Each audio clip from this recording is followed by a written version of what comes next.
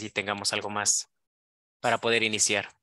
Pues, ¿le parece si ya iniciamos por la tardanza? Perfecto, no se preocupe. Muy bien, pues agradezco muchísimo la invitación. Me voy a tomar el atrevimiento de presentar las diapositivas que traigo en este momento para ustedes. Y pues bueno, de antemano agradecer. Mi nombre es Israel Jiménez Garrido. Actualmente, pues bueno, cabe mencionar que yo soy enfermero de profesión, así también con una maestría en enfermería, una especialidad en cuidados intensivos. Actualmente nos encontramos realizando el doctorado en alta dirección y bueno, dentro de la trayectoria que tenemos profesional, pues bueno, tenemos experiencia dentro del ámbito hospitalario, así también como pues experiencia en la parte de la educación. Actualmente somos subdirectores de la División de Salud de la Universidad del Valle de Puebla y pues bueno, el maestro Daniel tuvo la oportunidad de pues de invitarnos a poder dar este módulo que en lo personal es bastante interesante y lo trataré de hacer lo más dinámico posible, ya que como enfermeros es necesario conocer toda la normativa que existe, y que es importante que retomemos y que en este caso la llevemos a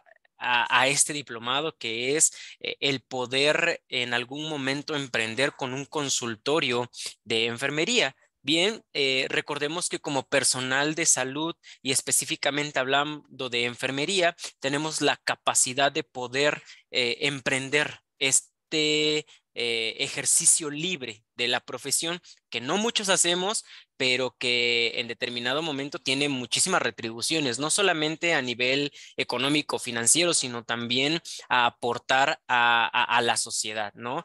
Recordemos que como enfermeros contamos con pues muchas tareas. Entre estas vienen las tareas que van enfocadas al cuidado directo con el paciente. Bien, hablamos de las actividades asistenciales, pero también hablamos de estas actividades administrativas que nosotros pudiéramos ejecutar.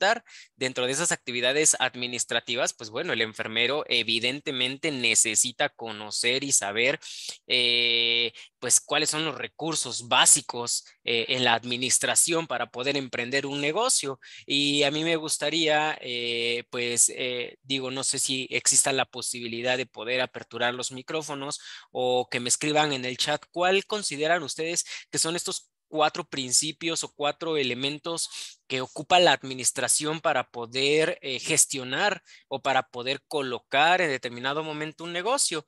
Si en algún momento no lo sabemos, pues bueno, recordemos que también nosotros como enfermeros podemos hacer uso del recurso humano, del recurso financiero, técnico y tecnológico. Estos cuatro recursos evidentemente los tenemos que saber dominar. Pero el día de hoy, aunado a esto que ustedes deben de conocer para poner un consultorio, necesitamos apegarnos a la parte ética.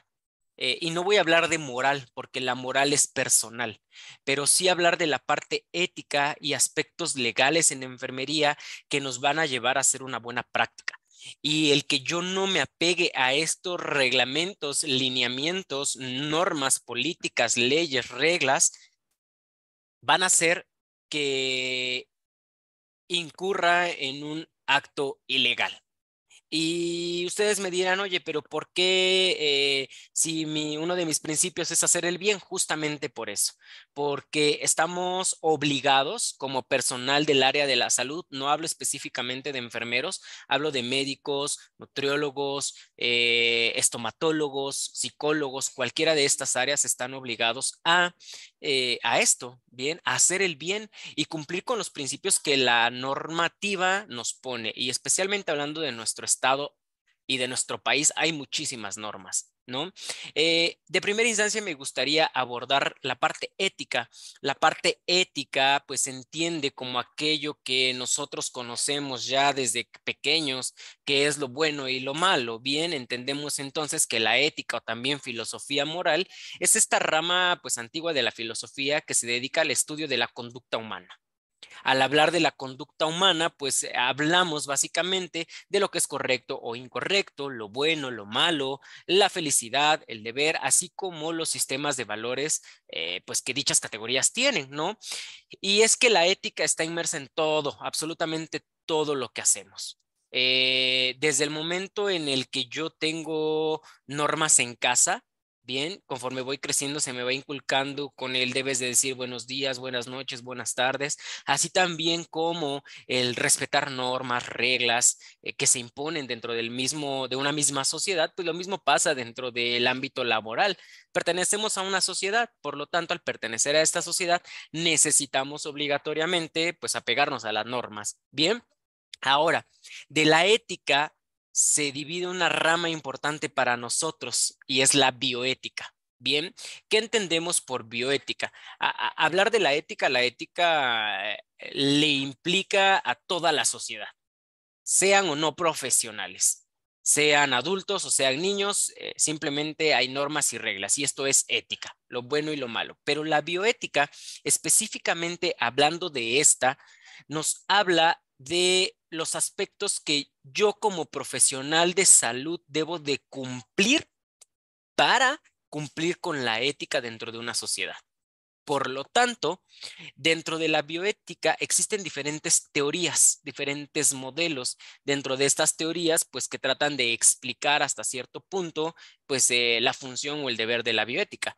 Y vamos a destacar el principalismo. El principalismo es esta teoría dentro de la bioética que concentra lo que ustedes ya conocen y que se les ha venido inculcando desde el momento en el que decidieron formar parte de enfermería, que son los 4 principios éticos. Bien, los 4 principios éticos pues nos hablan sobre la beneficencia, la no maleficencia, el principio de autonomía y el principio de justicia. Bien, ¿por qué es importante retomar esto? Porque todo lo que hagamos como profesionales de salud, es decir, enfermeros ya titulados, graduados y no profesionales, que son estos enfermeros que están en preparación o que tienen un nivel técnico, evidentemente necesitan saberlo y necesitan conocerlo y necesitan aplicarlo, porque el no hacerlo nos conllevaría a pues un acto indebido, un delito que pudiera ser básicamente penado. Bien, en este momento yo hablaré de los 4 principios básicos para posteriormente ya hablar de aquella normativa y legislación que a nosotros como enfermeros nos competen y que surge de estos 4 principios, ¿no? Así también como de otras teorías y de otros modelos. Hablar del principio de beneficencia es este principio fundamental pues para todas las personas, ninguno está exento, pero hablando específicamente de enfermería, es este deber que tenemos como profesionales de la salud para actuar siempre en beneficio del paciente, asistir a sus semejantes en estado de necesidad, ofreciendo una atención respetuosa y de alta calidad. Bien, he aquí entonces en donde todo lo que hagamos a partir de ahora y como estudiantes, no estudiantes y como ya profesionales, pues se apegue a este principio. Yo no puedo hacer daño. Yo todo lo que haga tiene que ir en relación a traerle un beneficio al paciente, específicamente hablando de el paciente. Y aquí quiero aclarar una cosa, el paciente no es la persona enferma solamente. Recordemos que como enfermeros también trabajamos y también nuestros pacientes son las personas sanas, la familia, los grupos de personas dentro de una comunidad, así como el individuo. Y este individuo puede estar sano o puede estar enfermo. Esta familia puede estar sana o puede estar enferma. Por lo tanto, yo al considerar que cualquier persona es mi paciente, esté enfermo o no, pues necesito aplicar este principio, siempre en beneficio de su salud. Así es que si yo en algún momento decido colocar un consultorio médico, un consultorio de enfermería para atender específicamente aspectos relacionados con la prevención y la promoción y el cuidado de enfermería, porque eso es lo que hacemos, cuidar, que es nuestra esencia, entonces, en todo momento debo de estar encaminado a eso, a hacer el bien. ¿sí?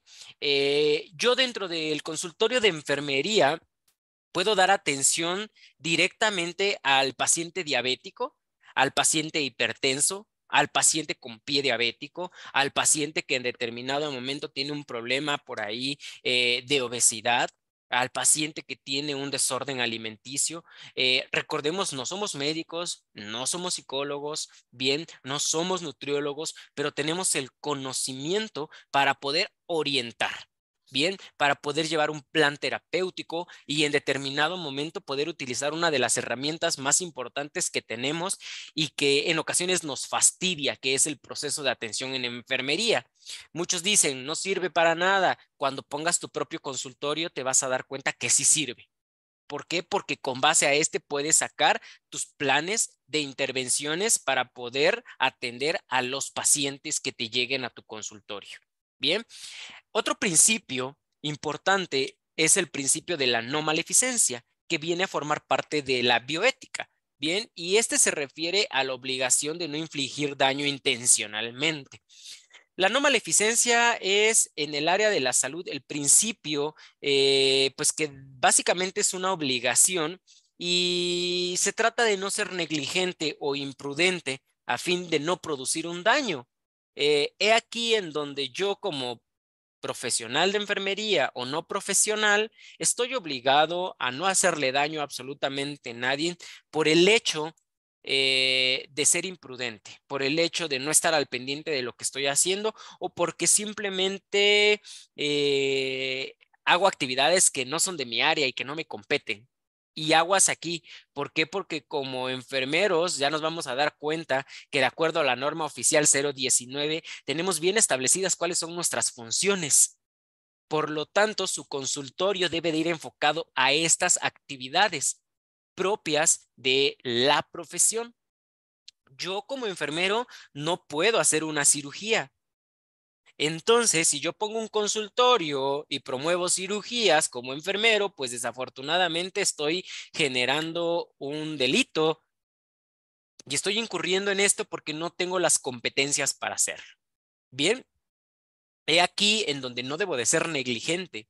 También reconocer que no somos todólogos y reconocer que en algún momento hay situaciones que pues yo no puedo atender porque pues implica de tener una infraestructura diferente, equipo diferente, material diferente y aunque yo tenga el conocimiento porque ya tengo 10 años dentro de las unidades hospitalarias y entonces soy experto en el área de choque o en el área de urgencias y me llega un paciente con alguna patología en específico y lo quiero tratar de atender, pues sabemos que ni tengo el espacio acorde a la necesidad del paciente y por lo tanto estaría actuando de manera negligente, ¿no? Es aquí en donde pues este principio radicaría en lo que nosotros hacemos como enfermeros.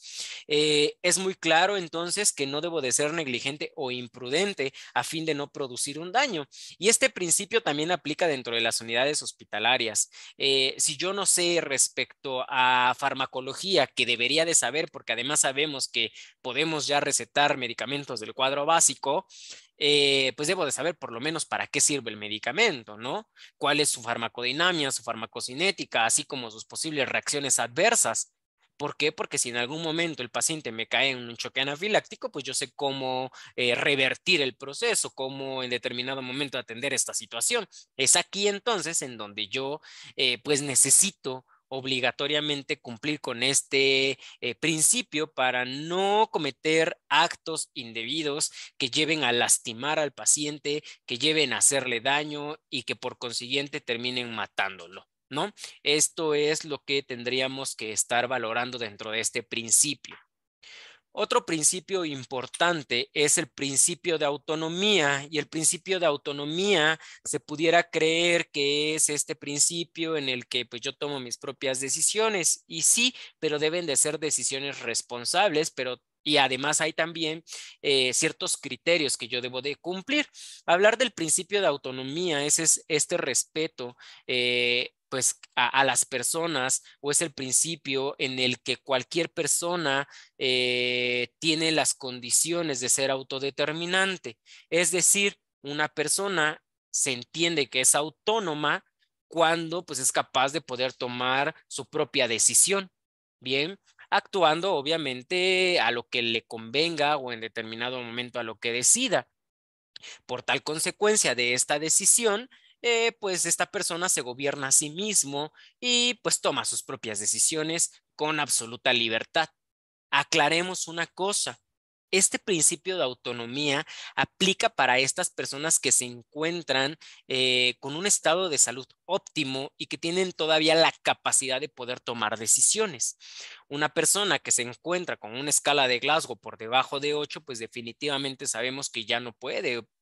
Ya hay una alteración neurológica. Una persona que probablemente sufre de Alzheimer tampoco pudiera tomar una decisión. Bien, una persona que se encuentra con delirium, menos una persona en estado de senitud que tiene alguna situación en la que pues ya no puede retener información, tampoco puede tomar una decisión por sí sola. Entonces, aquí este principio de autonomía, pues realmente ya no le competiría a esta persona. ¿Quién tomaría aquí una decisión? Pues tendría que ser su tutor, su familiar directo o en determinado momento su representante legal, de acuerdo a lo que establece la norma 004. Bien, un representante legal, pues es esta persona que tiene, es un apoderado legal, ¿no? Sin embargo, el principio de autonomía, pues ya no aplicaría en este caso, ¿no? ¿Por qué? Porque otra persona va a tomar la decisión sobre esta. En el campo de la salud específicamente hablando, la autonomía es ejercida por una persona mentalmente competente. Esto significa que tiene derecho a disponer, pues, lo que debe hacer con su cuerpo durante su vida y después de su muerte.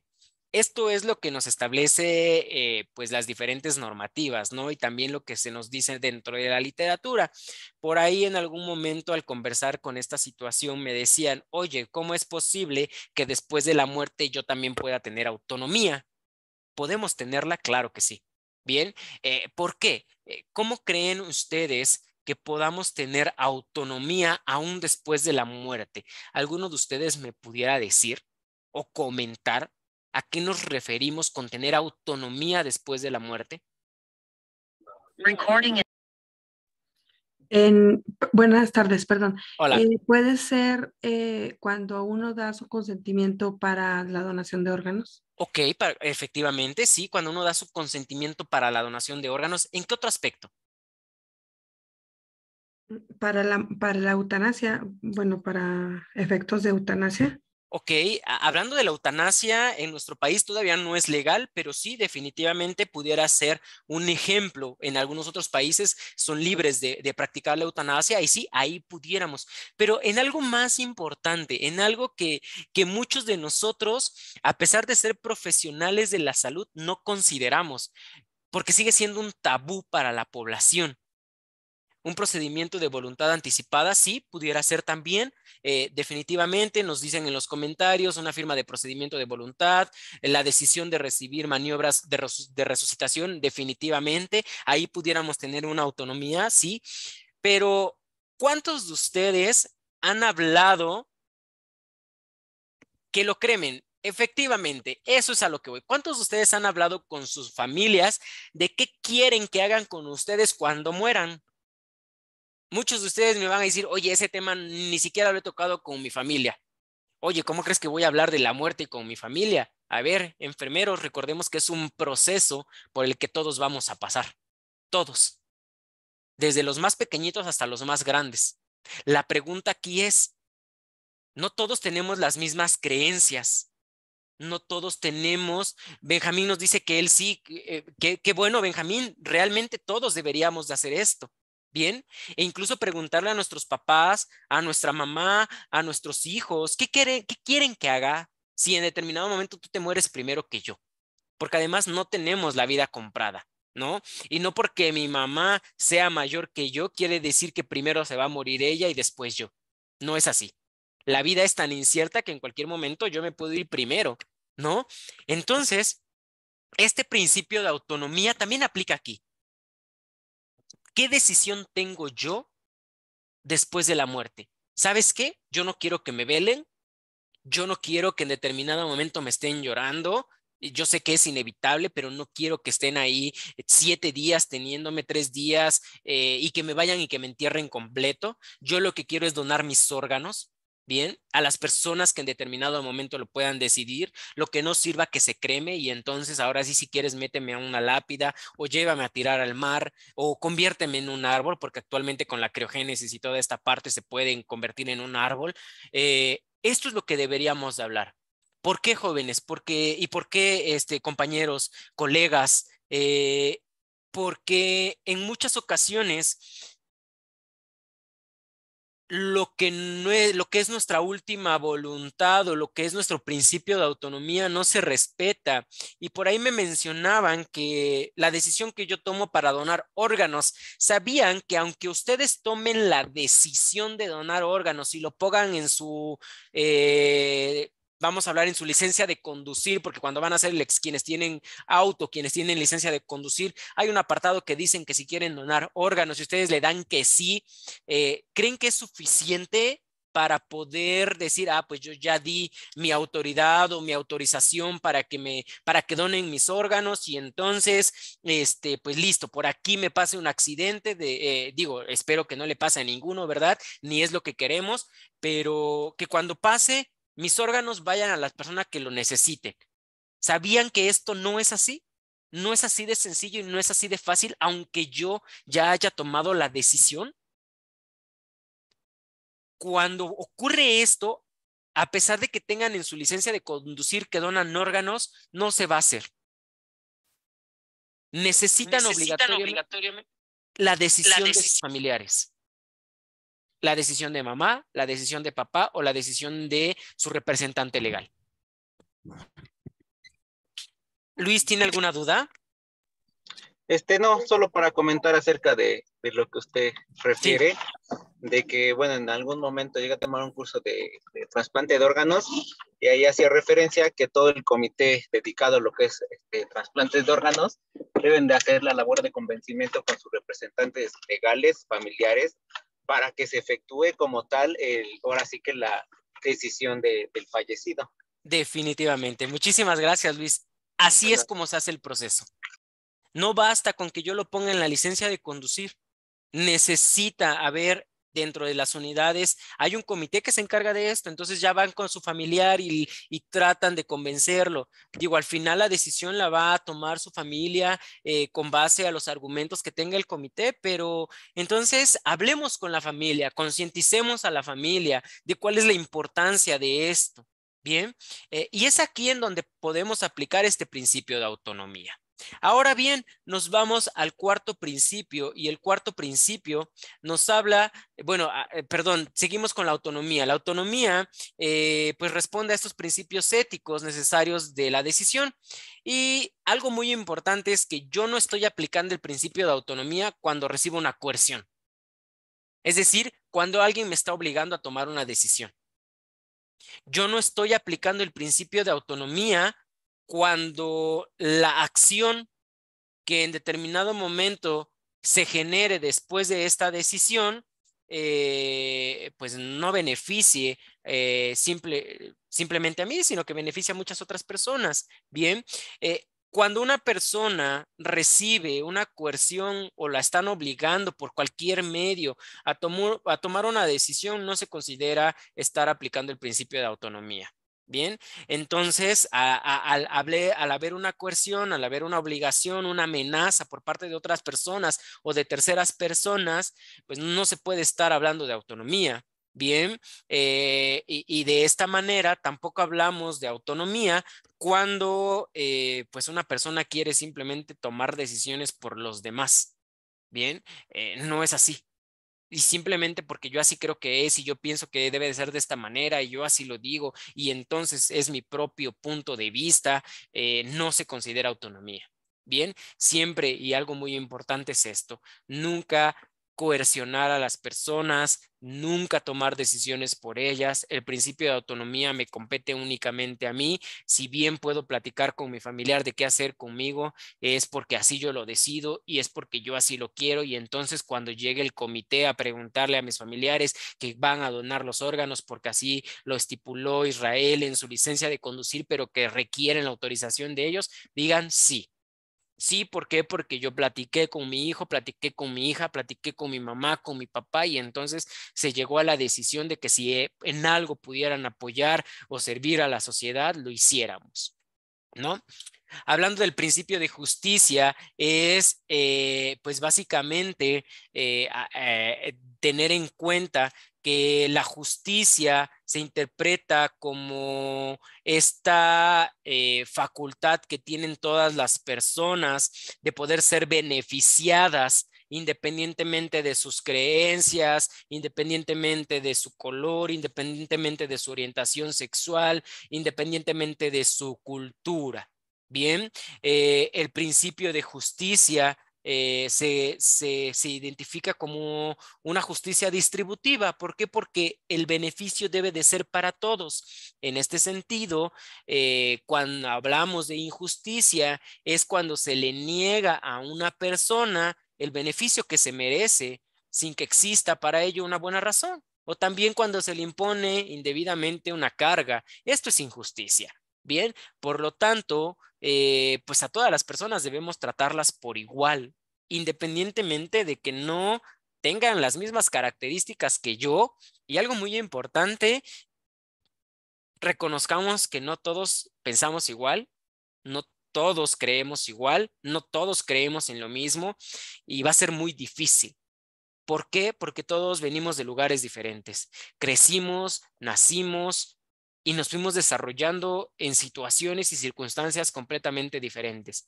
Y con el paso del tiempo hemos adquirido experiencias definitivamente diferentes. Bien, hay quienes han sufrido, hay quienes han gozado de una buena vida, hay quienes han tenido problemas, hay quienes en determinado momento no tienen la solvencia económica para poder estudiar. Hay quienes han estudiado, hay quienes tienen una maestría, un doctorado, un postdoctorado, hay quienes tienen una buena posición económica. Estas experiencias hacen que todos pensemos completamente diferentes. Y a pesar de que seamos de la misma edad, que compartamos el mismo sexo, que probablemente nos criemos en el mismo hogar como hermanos, somos diferentes. Pensamos diferentes y creamos diferentes. Creemos en cosas completamente diferentes. Es esto lo que nos lleva entonces a considerar que aquello que hagamos a partir de ahora vaya enfocado a beneficiar a todas las personas independientemente de que no crean en lo mismo que yo o sean igual que yo. Bien, y esto es el principio de justicia. Por lo tanto, cuando ustedes tengan un consultorio, pues no tendrán por qué discriminar, no tendrán en determinado momento por qué decirle a ti no y a ti sí. Si la persona en determinado momento acude a ustedes, apliquemos estos 4 principios desde el principio 1, que es el de beneficencia, hacer el bien, simplemente, sin importarnos a quién. Bien, con relación a esto, toda esta parte de la ética, de la moral, abordaríamos muchísimas cosas, ¿no? Abordaríamos qué es la moral, qué es la ética, qué es la conciencia, qué es la persona, pero el objetivo de este módulo es que ustedes aprendan cuál es la normativa dentro de la población mexicana y específicamente hablando de enfermería, cuál es la normativa que aplica para esta, ¿no? Aquí tenemos una pirámide que propone la Secretaría de Gobernación, en donde se nos dice gráficamente y muy sencillo qué es a lo que toda sociedad se debe de apegar, hablando desde la parte legal, hablando desde la parte política y desde la parte ética, normas y demás. ¿Cuál es el órgano que a nosotros como mexicanos, cuál es este documento que a nosotros como mexicanos nos rige y que va por encima de sobre todas las reglas, leyes, códigos y normas que existen actualmente en nuestro país, la Constitución Política de los Estados Unidos Mexicanos. Y desafortunadamente, les puedo asegurar que pocos son los que conocen qué dice el artículo 1, el artículo 2, el artículo 3 y el artículo 4 de nuestra Constitución Política Mexicana. Y que son derechos que como mexicanos tenemos.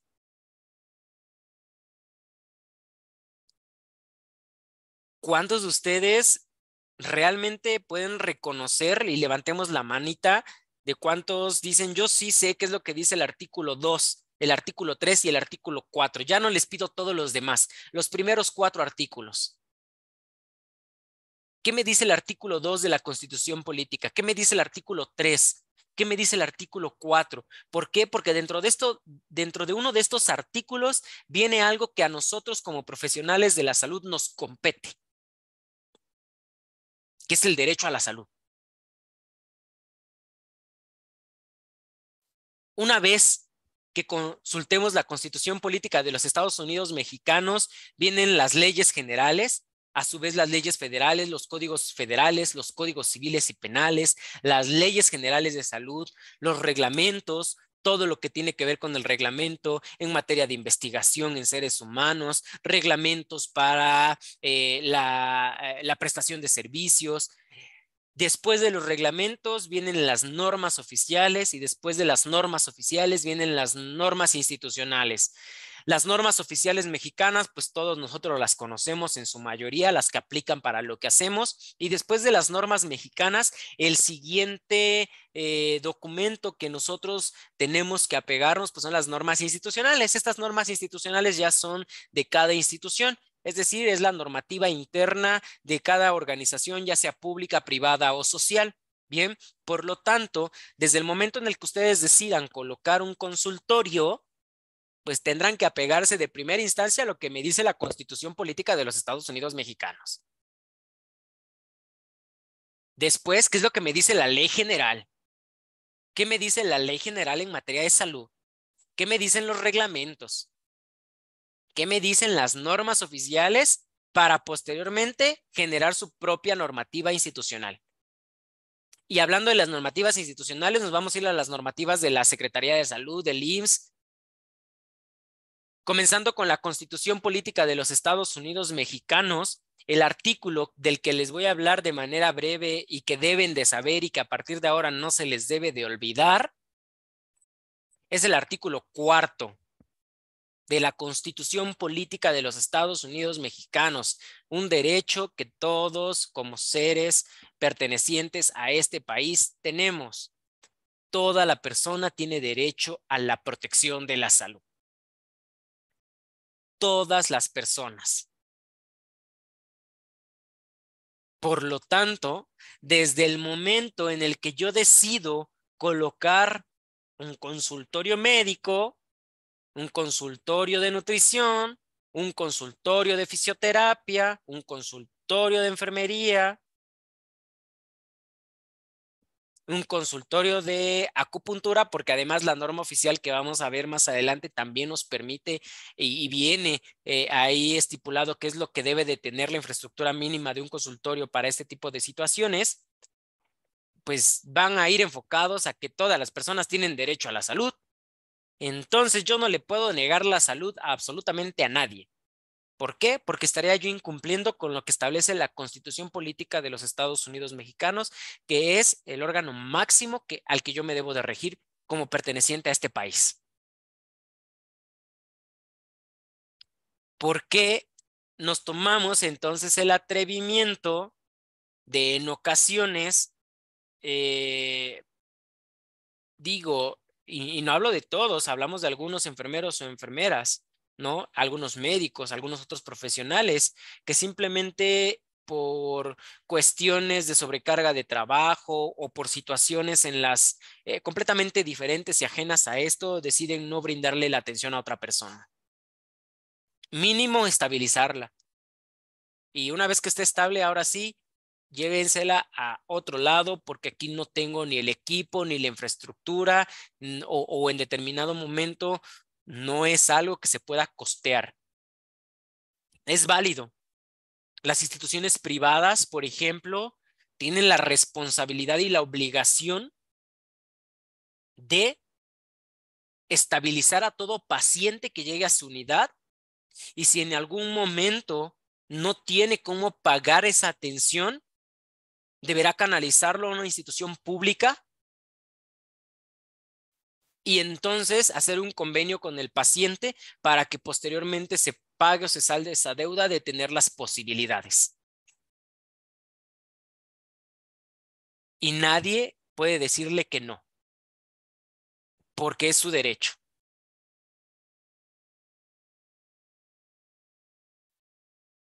Bien, entonces, retomando la Constitución Política de los Estados Unidos Mexicanos, que es el primer orden legislativo o el primer orden al que yo me debo de apegar, apéguense al artículo 4 de la Constitución. Todos tienen derecho a la salud. ¿Hasta acá tenemos alguna duda? ¿Algún comentario? A mí me gustaría hacer un comentario. Adelante, dígame, Benjamín. Justamente con estos derechos me recuerda justamente la pandemia que acabamos de pasar. ¿Cuántos y cuántas atrocidades se cometieron justamente con estas leyes? ¿No? Desde el derecho a decir ya no hay más camas, ¿no? No te puedo dar la atención. El derecho de ni siquiera de determinar qué quieres.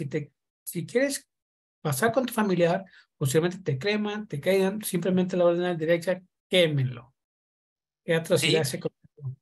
Eso es que quiero comentar. Muchísimas gracias, Benjamín. Y para eso tengo una respuesta. La bioética se encarga de esto. ¿Y qué creen que hicimos? Digo, hicimos porque en determinado momento se tuvo que modificar la normativa. Y a partir de ahora la normativa dice que si yo soy riesgo para la sociedad, la institución de salud está obligada a retener y privar de la libertad a esa persona. Sí.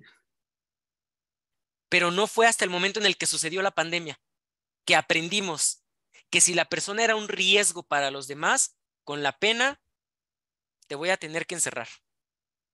Y entonces viene la cuarentena. Persona que tenía COVID no podía salir de su casa. Persona que tenía COVID se va a tener que quedar en la unidad hospitalaria, una de dos, o hasta que muera o logre superar la enfermedad. Aprendimos gracias a esto. Y así actúa la normativa. Sí, en un inicio se hizo todo esto. Yo estuve en ese año de COVID atendiendo a pacientes y era frustrante porque pasamos de un paciente, 2 pacientes que veíamos morir a 10, 15 y que además morían afuera. Entonces se decía, ok, pero es de que constitucionalmente y hablando de la ley general y hablando de la normativa, ¿tiene derecho a la atención? Sí, definitivamente tiene derecho. La bioética dijo, ok, vamos a cambiar la normativa. Se cambia la normativa y ahora, a partir de ahora y gracias a la pandemia COVID, hay una nueva normativa que nos dice que si soy riesgo para la sociedad, así también como los órganos institucionales, tienen el derecho y la facultad de privarte de tu libertad, porque te consideran un riesgo. He aquí en donde tenemos que estar al día, porque todo cambia. Las normas y las leyes, si bien se hicieron para seguirse, también se pueden modificar. Liliat nos dice, en un consultorio de enfermería, si llega un paciente grave, no se tienen los recursos como oxígeno, ¿es válido o no? Efectivamente, Lilia, si yo no cuento con el recurso, aguas aquí, porque si yo no tengo el recurso, ¿cuál sería mi obligación? Canalizarlo. Canalizarlo. llamar al 911, solicitar una ambulancia, y si bien no tengo el material, ¿qué pasa si el paciente me cae en paro cardiorrespiratorio? Pues solo BLS.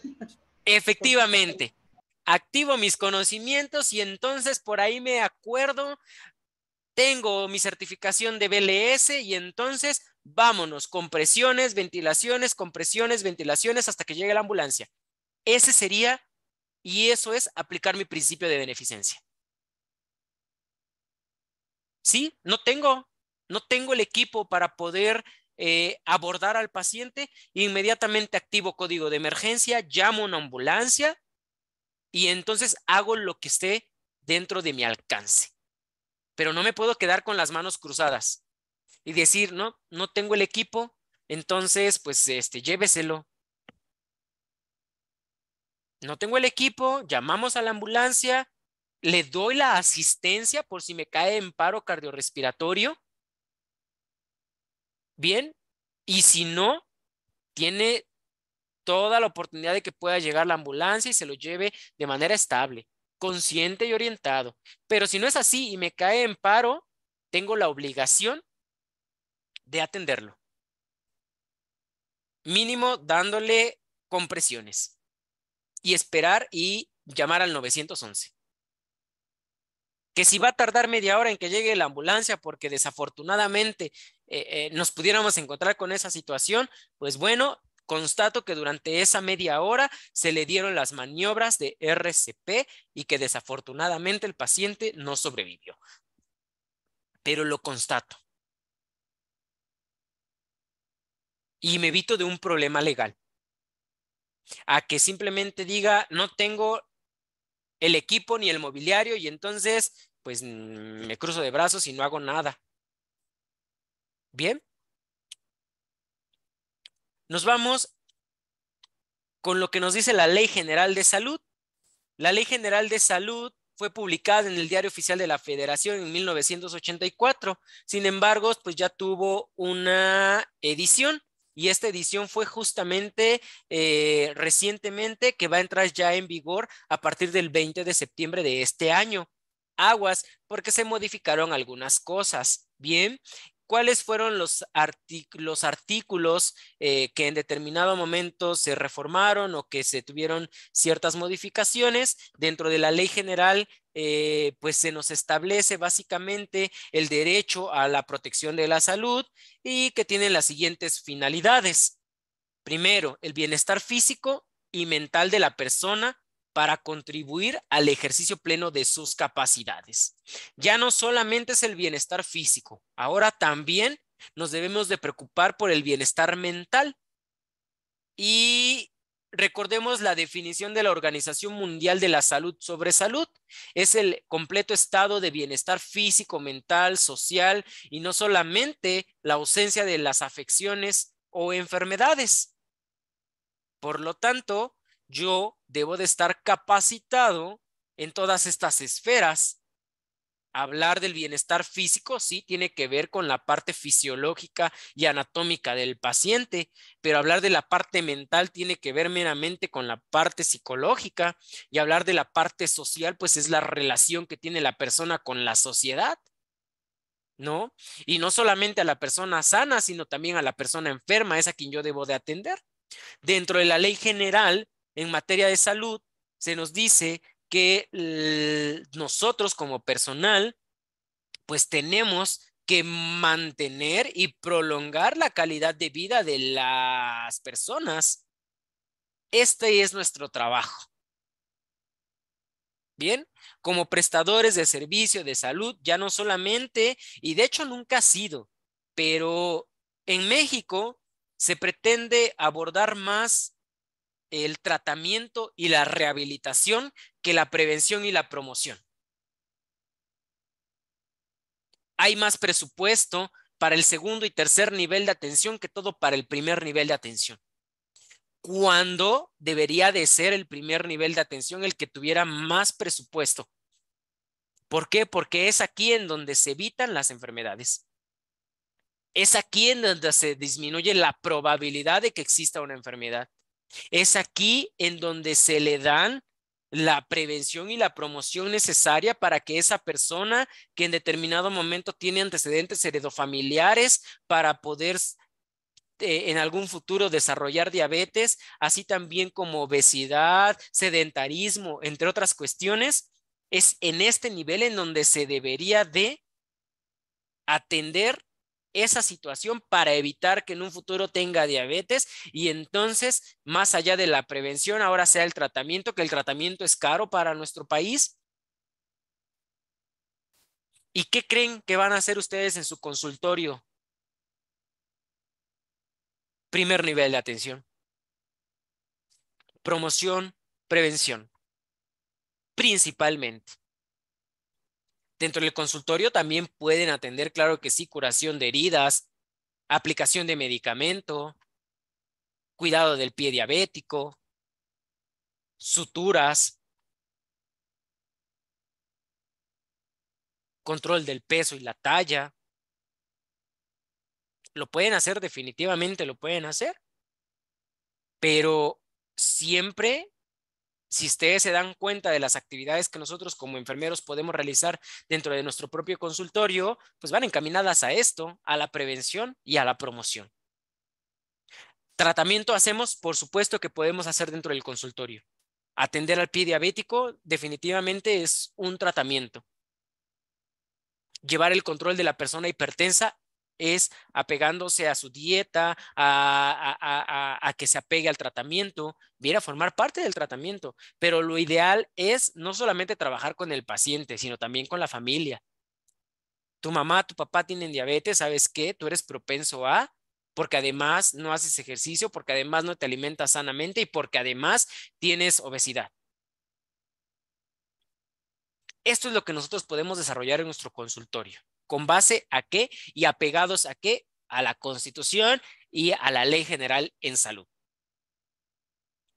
Otro punto importante que involucra el derecho a la salud es la protección y el acrecentamiento de los valores que coadyuven en la creación, conservación y en este caso disfrute las condiciones de salud que constituyan el desarrollo social.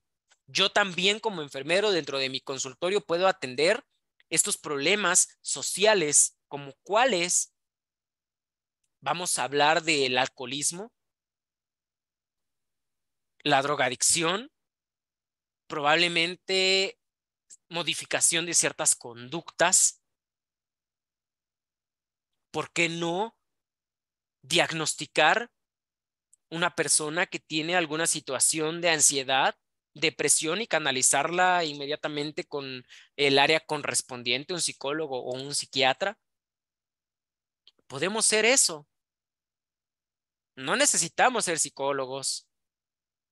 Hay muchísimos instrumentos publicados que yo puedo aplicar de manera rápida a las personas para ver cómo se encuentra su estado de salud mental y no porque le vaya a dar yo el tratamiento y no porque le vaya yo a dar el diagnóstico, sino para poder consensar, para poder tener una valoración y de esta manera poder canalizarlo a donde lo tengamos que canalizar.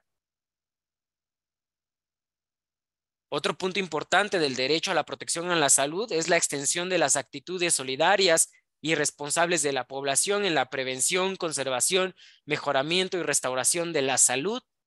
No solamente tratar la enfermedad, sino también mejorarla y restaurarla. Si yo veo que en la colonia en la que tengo mi consultorio las personas son dadas a aventar la basura por doquier, a no levantar las heces de sus perros, tomo medidas de promoción y prevención encaminadas a esto. ¿Para qué? Para retribuir a la sociedad, para retribuir al lugar en el que vivo y entonces, ¿por qué no poder tener clientes? Pasamos a el siguiente punto. No me voy a centrar a las leyes federales y demás, sino a las normativas, normas oficiales que yo debo de reconocer para poder colocar un consultorio. Número 1, ¿qué es una norma oficial mexicana de primera instancia? ¿Para qué sirven? cómo rayos se crean, quién las publica, cómo sé si son vigentes o no son vigentes, cuáles son las que puedo utilizar y cuáles no. Pues bueno, hay que tener en cuenta que las normas oficiales son regulaciones técnicas de observancia obligatoria y estas son obviamente expedidas por competencias o por dependencias competentes, como cuál la Secretaría de Salud, bien, que es el órgano máximo dentro de nuestro país que regula la salud. No es el IMSS, no es el ISSSTE, no es el ISSSTEP, no es SEDENA, es Secretaría de Salud. Secretaría de Salud regula todo. Bien. Entonces, estas dependencias pues tienen la finalidad de establecer las características que deben reunir los procesos o servicios cuando estos puedan constituir un riesgo para la seguridad de las personas o dañar la salud humana. Por lo tanto, las normas en materia de prevención y promoción a la salud son las que nosotros vamos a poder consultar en el Diario Oficial de la Federación. Bien, ¿qué es lo que pasa? Toda norma, absolutamente todas las normas son reguladas por el Comité Consultivo Nacional de Normalización de Prevención y Control de Enfermedades, el CCNPCE.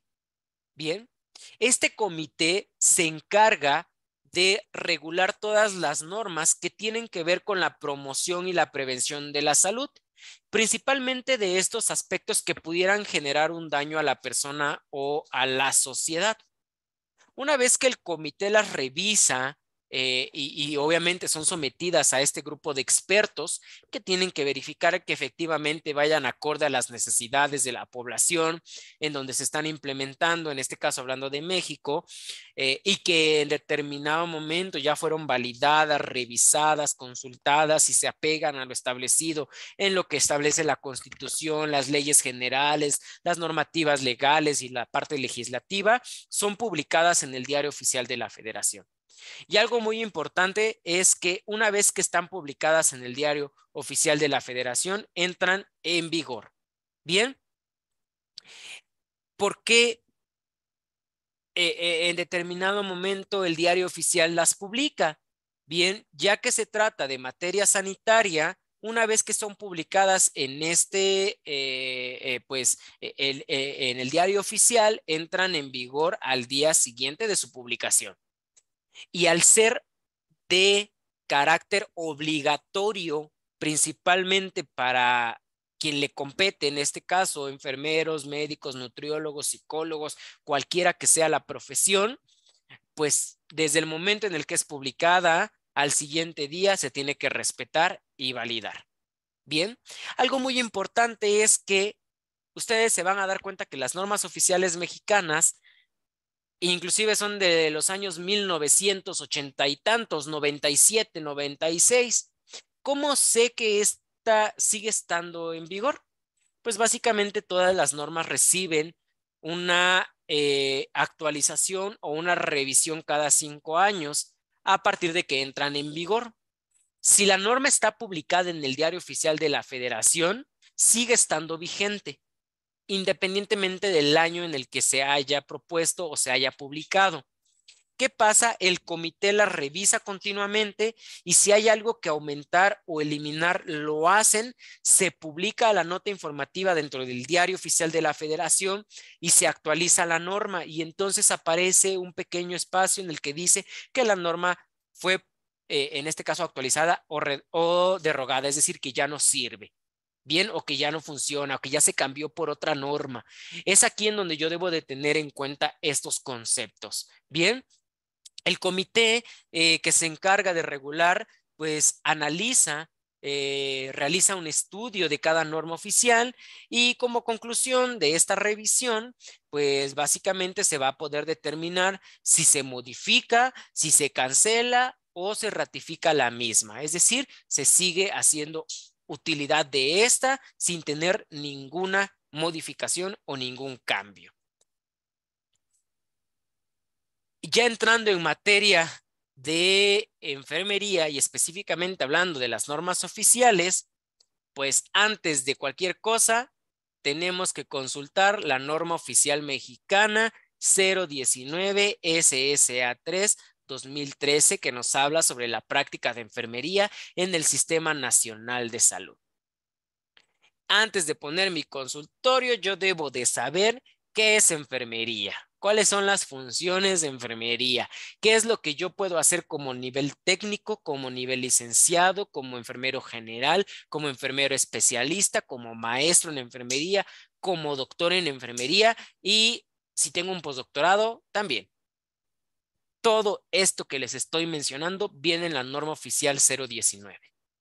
Ahí viene bien claro cuáles son las actividades de cada uno de estos personajes que forman parte de nuestro gremio como enfermeros. Y hablando de manera general, dentro de esta norma se dice que la enfermería es una disciplina fundamental en el equipo de salud. Su creciente aportación en los procesos de mantenimiento y recuperación de la salud del individuo, familia o comunidad en las diferentes etapas de la vida ha demostrado la importancia del papel que desempeña. Y entonces, apegándonos a esta norma, la OMS en el 2020 genera un informe en el que dice que cerca del 60% del personal que trabaja dentro de las unidades hospitalarias es perteneciente a nuestro gremio, enfermería. Y que hay más enfermeros en el mundo que cualquier otra profesión del área de la salud.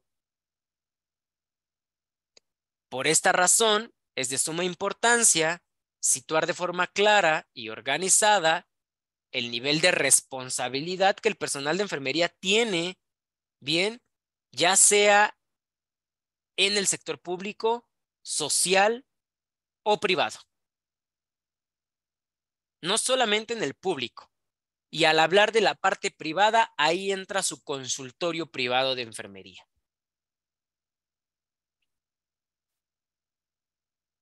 La norma se expidió con la finalidad de precisar cuáles son los atributos, las responsabilidades que yo como enfermero o enfermera debo de cumplir conforme a esta disposición jurídica aplicable. Por lo tanto, los invito a que realmente leamos la norma oficial. De manera breve les voy a explicar qué es lo que nos dice la norma. Bien. Benjamín nos dice que el desconocimiento de la ley no los exime de ninguna responsabilidad. Efectivamente, cuando nos enfrentamos a un proceso legal, yo no puedo argumentar no lo sabía. No puedo decir es que no lo sabía, simplemente. ¿Qué creen? La falta de conocimiento no los redime de culpa. Así de simple. ¿Por qué? Porque además ustedes tomaron una carrera con 8 semestres y dentro de la carrera de 8 semestres viene anatomía 1, anatomía 2, fisiología y viene farmacología 1 y farmacología 2 y viene en este caso viene química, viene física, viene enfermería del niño, del adulto mayor. Viene enfermería psicológica o enfermería en las enfermedades mentales, viene la atención del adolescente, viene cuidados críticos, cuidados de urgencias. No pueden decir que no lo sabían cuando dentro de su programa de estudios viene una materia que les dice que deben de saber farmacología. Y entonces yo no puedo decir lo que habitualmente se dice, es que no sabía y por eso lo hice. Perdón, estoy obligado a saber. Bien.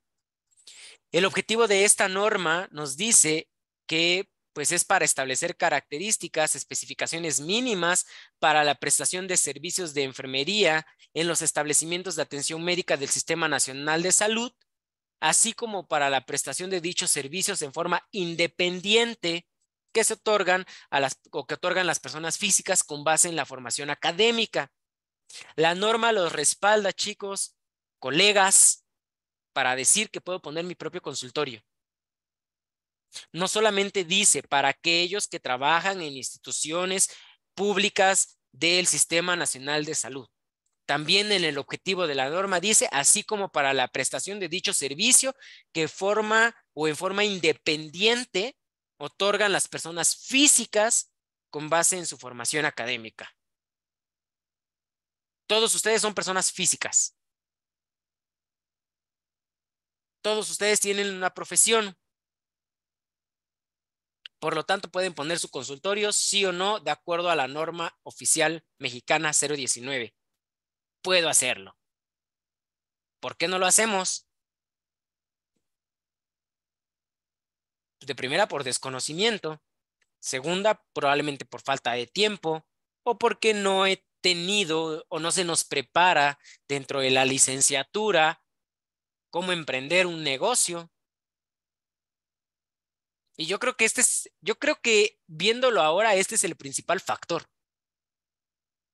No llevamos una materia de economía, no llevamos una materia de emprendimiento, no llevamos una materia que en determinado momento nos diga cómo poder actualizarnos ante el SAT, cómo poder llevar una contabilidad.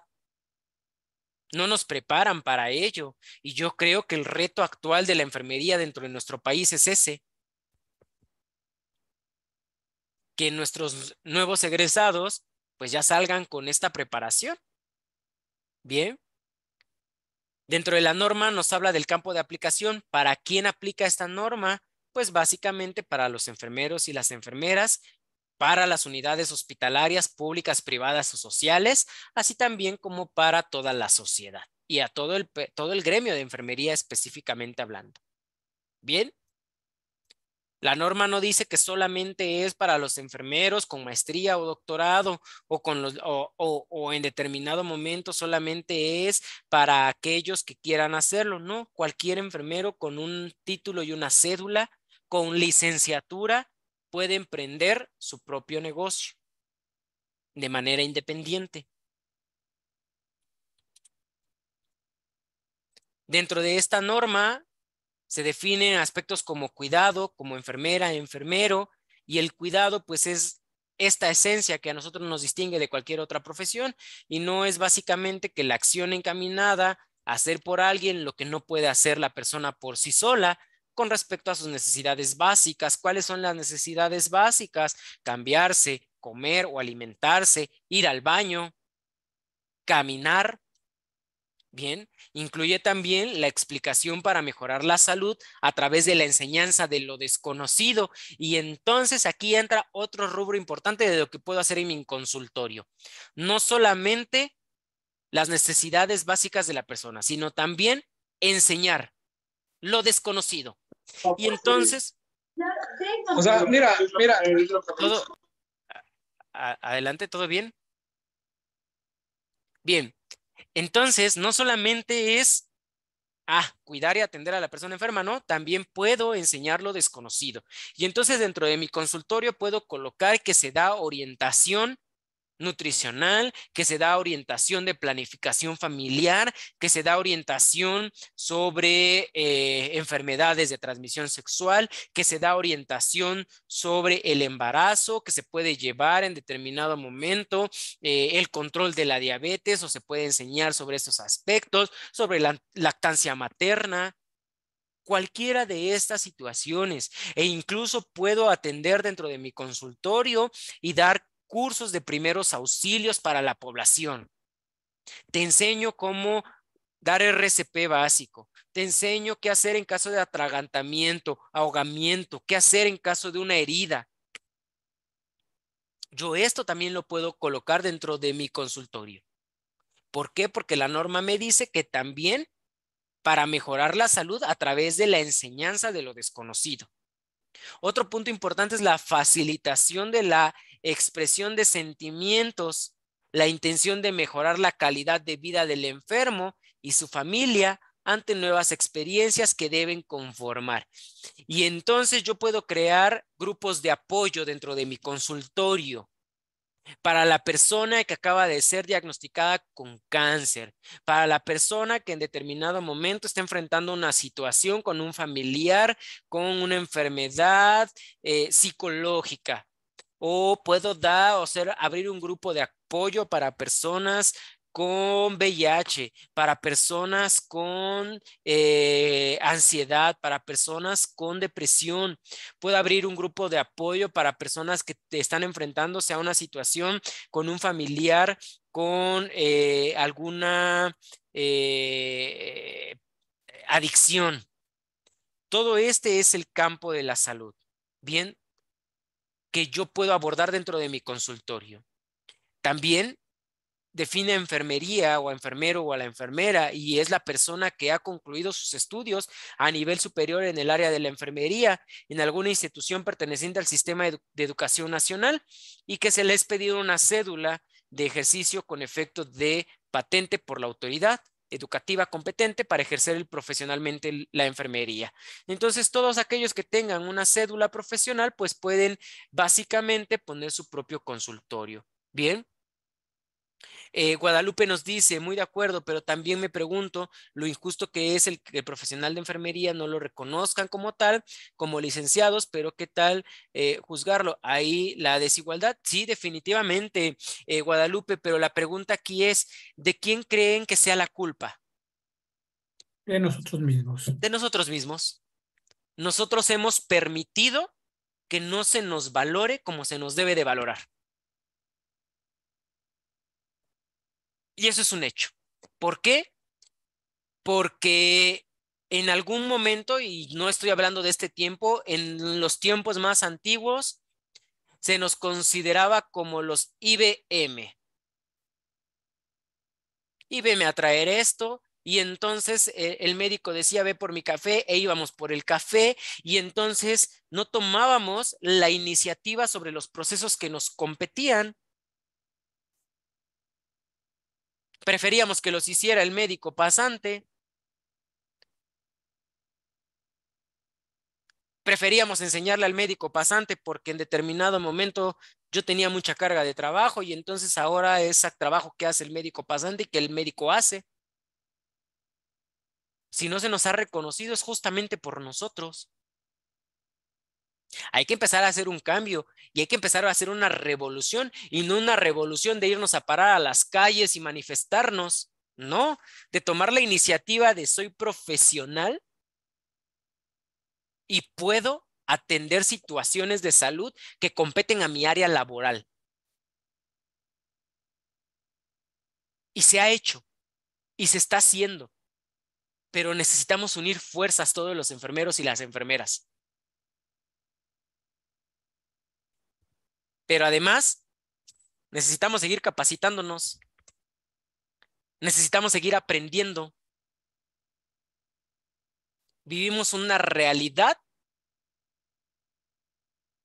bastante distorsionada en la que el enfermero no se preocupa por saber farmacología.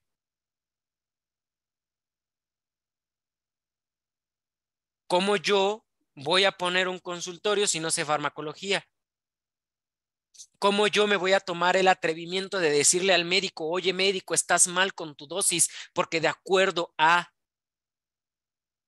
la guía de práctica clínica o a la normativa o a lo que establece el manual de farmacología dice que la dosis mínima o la dosis máxima es esta? No lo hacemos. ¿Por qué? ¿Por miedo? No. Enfermería no se distingue por tener miedo. Es por falta de conocimiento. Yo no hablo, y aclaro algo, no todos, no todos. Pero cuando redoblemos esfuerzos y entonces realmente demostremos quiénes somos, se nos va a dar el reconocimiento, el salario y todo lo que hemos exigido por muchos años. Pero con 1, 2 o 3 enfermeras o enfermeros que en determinado momento regalen su trabajo y cobren 10 pesitos por una aplicación de medicamento, pues entonces, ¿qué creen? Vamos a acostumbrar a la población. Y cuando cobro 50 pesos por una aplicación intramuscular, soy poco ético y poco profesional.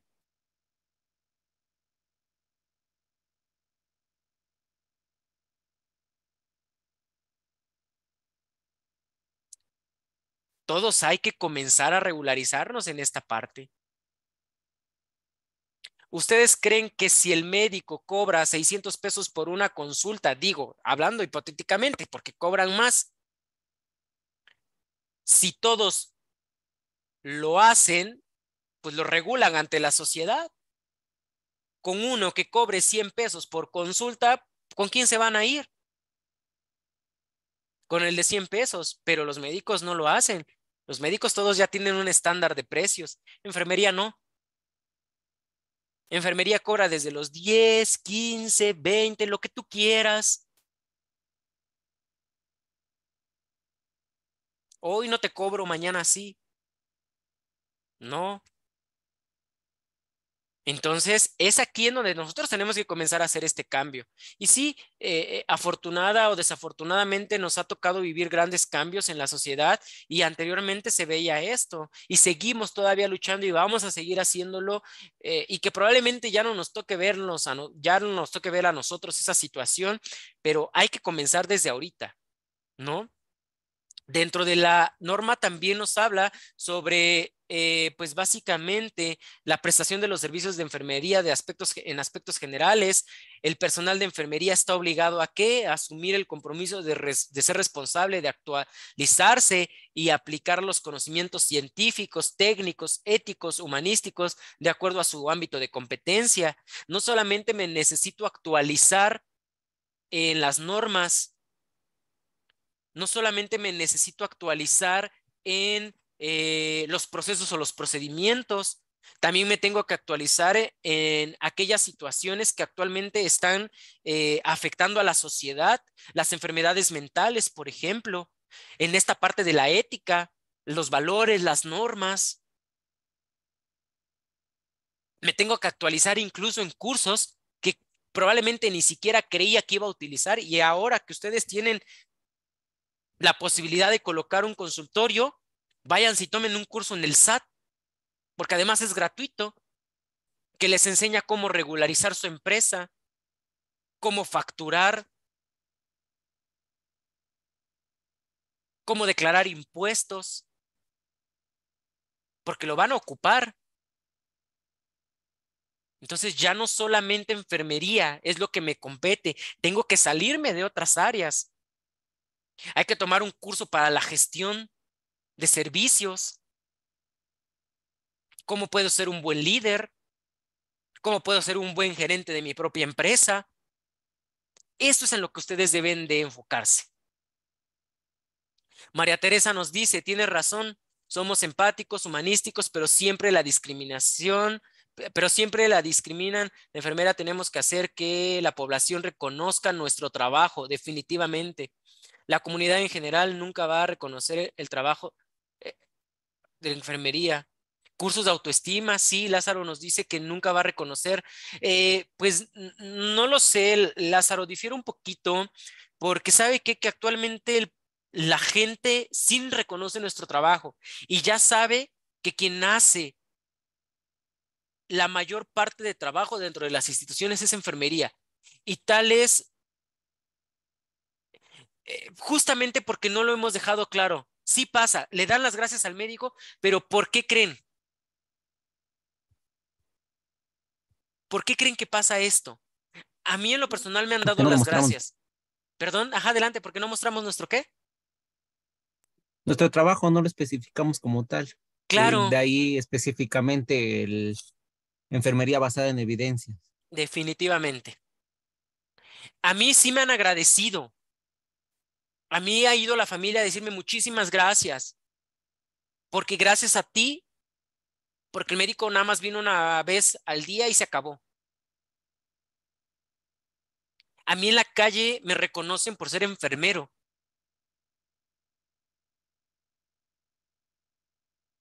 pero a mí en la calle y dentro del ámbito me reconocen.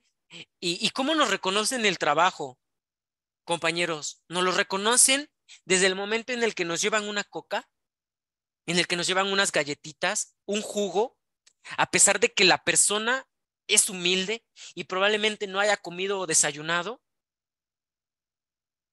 pero se acerca a nosotros porque les puedo asegurar que este acercamiento radica en la calidad de nuestra atención.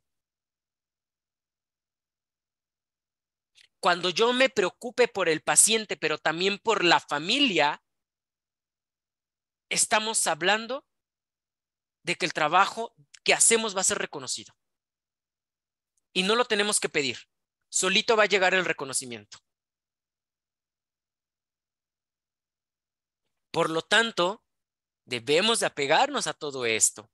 En el apartado 5.9 de esta norma nos dice que debemos de cumplir con las normas institucionales y de orden técnico en materia laboral que implique en el ámbito específico de su competencia a fin de contribuir a la seguridad del usuario, la del equipo de salud, así como para la conservación del medio ambiente.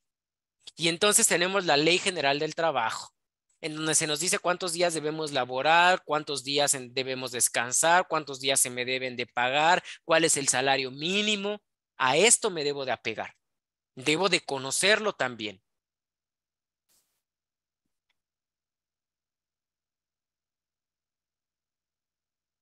Así es, definitivamente los médicos solamente están 20 minutos, hacen su rondín y sí, muchos pacientes agradecen al médico. Muchos. Pero también me ha tocado ver que el paciente le agradece a Dios y quien tuvo la razón y quien tuvo la capacidad fue Dios. Y pues también es válido, ¿no? No podemos tampoco juzgar esa parte. Simplemente tratemos de que se nos reconozca en todos los ámbitos, no solamente en el área hospitalaria, en mi comunidad, en mi familia, en mi propio consultorio, en mi trabajo. Y es un cambio que no vamos a lograr de un día para otro. Ha costado ya 200 años. Desde que se comenzó a hablar de la profesionalización de enfermería, desde Florence Nightingale. Y nos falta mucho todavía, pero yo creo que sí es posible. Sí es posible, pero debemos redoblar esfuerzos. Hablemos de otra norma oficial mexicana. Bueno, antes de pasar a la otra norma. Dentro de esta norma, yo les pido que la consulten en el Diario Oficial de la Federación porque viene establecido cuáles son nuestras actividades a realizar acorde a nuestro grado académico. Y sí es importante que lo tengamos en cuenta, porque si colocan un consultorio, van a requerir de personal conforme vayan creciendo. Y entonces hay que saber si voy a contratar a personal técnico, a personal general, con licenciatura y cuáles son las actividades que le puedo encomendar, ¿no? Otra norma que nos compete para la creación de un consultorio es la norma 005 SSA3 2010, que nos habla sobre los requisitos mínimos para la infraestructura y equipamiento de establecimientos para la atención médica de pacientes ambulatorios. ¿Por qué ambulatorios? Porque no se van a quedar hospitalizados. Y entonces, dentro de esta norma oficial mexicana, que ustedes van a encontrar en el diario, en el diario oficial de la Federación, viene establecido cuál es el equipamiento mínimo que debo de tener. Bien, voy a tomarme el atrevimiento de abrir la norma oficial mexicana para que de manera general ustedes conozcan que dentro del apartado, digo, no voy a hablar de ella a grandes rasgos porque vienen diferentes tipos de consultorios. Bien, y entonces nosotros nos vamos a pegar a un consultorio de medicina preventiva, a un consultorio clínico, bien, a un consultorio de medicina preventiva, que es en determinado momento lo que nos compete. Pudiéramos también colocar un consultorio en determinado momento de consulta general, ¿sí? Y aquí viene establecida la infraestructura, así como el mobiliario que debe de tener.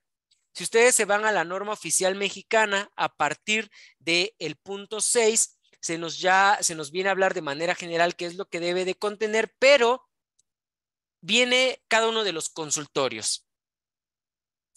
Pero además vienen los apéndices, y esto es en lo que quiero que se enfoquen. Los apéndices vienen al final de toda norma y ahí establece qué es lo que debe de tener como mínimo el consultorio.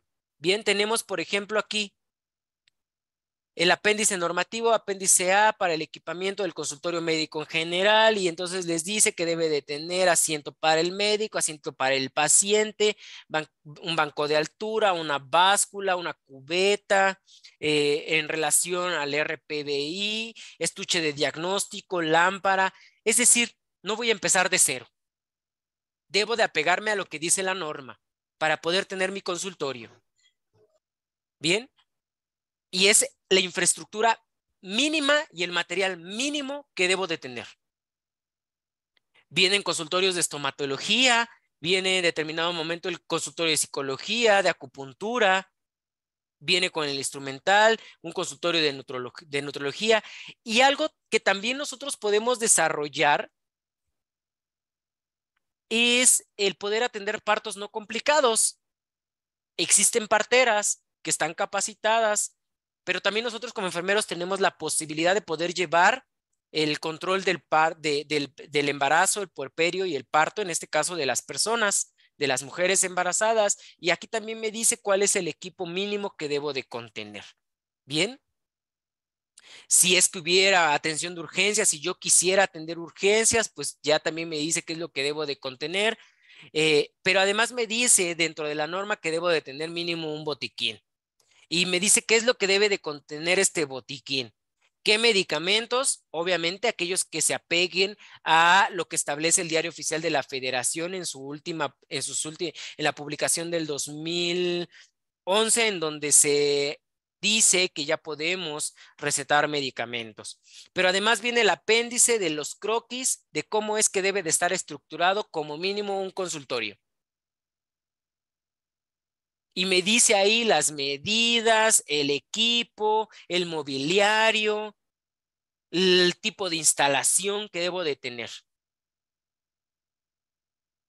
Me dicen, es de que, oye, ¿sabes qué? Yo no tengo como tal, tengo un departamento o tengo en mi casa, quiero poner mi consultorio. Perfecto, ya tienes el lugar, simplemente lo adecuamos a las necesidades que establece la norma oficial mexicana. ¿Bien? Entonces, no empezamos de cero.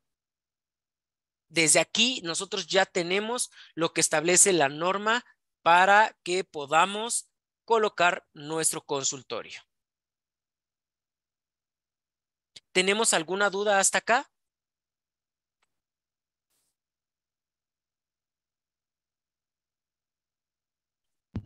No, todo muy claro, gracias. Perfecto. Nos vamos a la siguiente norma, y la norma oficial mexicana 004 del expediente clínico, que además viene a formar parte de uno de los indicadores de calidad, que es el 8 y es el registro clínico de enfermería. Hablar del expediente clínico, pues es hablar de esta herramienta que a mí me va a permitir tener una base sólida y un documento que me ampare ante cualquier situación legal.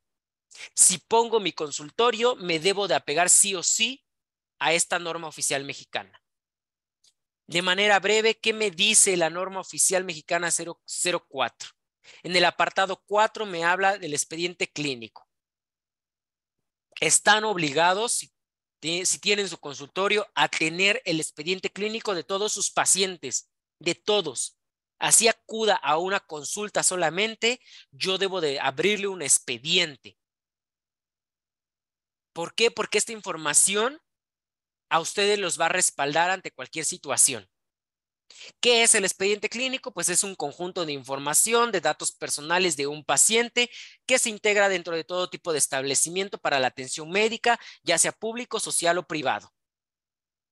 En este vamos a meter documentos, gráficas imagenológicas, electromagnéticas, magnéticas, ópticas, todo tipo de documento que le pertenezca al paciente. En el apartado 5.2 de la norma nos dice que todo el expediente clínico como mínimo debe de tener datos generales: tipo de expediente, nombre, domicilio del establecimiento y en su caso nombre de la institución a la que se pertenece. Yo debo de tener un nombre para mi clínica o para mi centro de apoyo o para mi consultorio. Bien. Debemos de estar registrados ante el SAT porque debo de tener una razón social. Entonces debo de crear una acta constitutiva. El acta constitutiva es muy fácil de generar. Pagan, sí pagan aproximadamente, se paga entre 3,000 y 8,000 pesos dependiendo porque hay actas constitutivas para diferentes áreas. No les piden otra cosa más que datos personales, IFE, y entonces esos datos, ¿quién debe de llenar esos datos? Ustedes, Lázaro, ustedes deben de llenar esos datos dentro del expediente. Salvo la razón social, deberán de ir a darse de alta, bien, con su razón social le van a poner un nombre específicamente, se hace todo de manera legal. Si pueden contratar a una persona, a un abogado que les haga esta acta constitutiva, es muy fácil de crear y entonces pueden crear, bien. El costo es de acuerdo al estado de la República, así es, depende muchísimo del estado en el que se encuentre, pero no sobrepasa los 10,000 pesos. Bien, con su acta constitutiva ustedes ya están normados y entonces le pueden dar ya el nombre a la clínica, y esto también es por derechos de propiedad, para que nadie más pueda tomar ese nombre. Se registra la marca y se registra el nombre. Bien. Entonces, les dan su razón social, en este caso, su RFC, para que puedan en algún momento facturar si es que así lo decide el cliente. La denominación social del propietario o concesionario es necesaria. Bien. También nos dice la norma que debe de tener el expediente del paciente como mínimo nombre, sexo, edad y domicilio de este, así como los demás que señalan las disposiciones sanitarias, y pudiera ser un número de expediente si es que vamos a llevar ese control. Bien, dentro de la norma también se establece que el médico, así como los otros profesionales o personal técnico, y aquí entra enfermería, que intervengan en la atención del paciente, tendrán la obligación de cumplir con las disposiciones de esta norma. Los expedientes son propiedad de la institución o del prestador de servicio que lo genere. Todo el expediente les pertenece a ustedes, bien, no al paciente. ¿Por qué? Porque aquí se hacen notas con relación al estado de salud del paciente. Aguas, porque el expediente no se le presta al paciente. Yo puedo darle un resumen médico, pero no el expediente, porque en el expediente vienen sus notas de enfermería. En el expediente vienen los signos vitales del paciente. En el expediente vienen sus diagnósticos, el tratamiento o las intervenciones que pudieron hacer. El paciente no puede tener acceso a esta información. Bien, porque además la norma oficial mexicana también lo dice.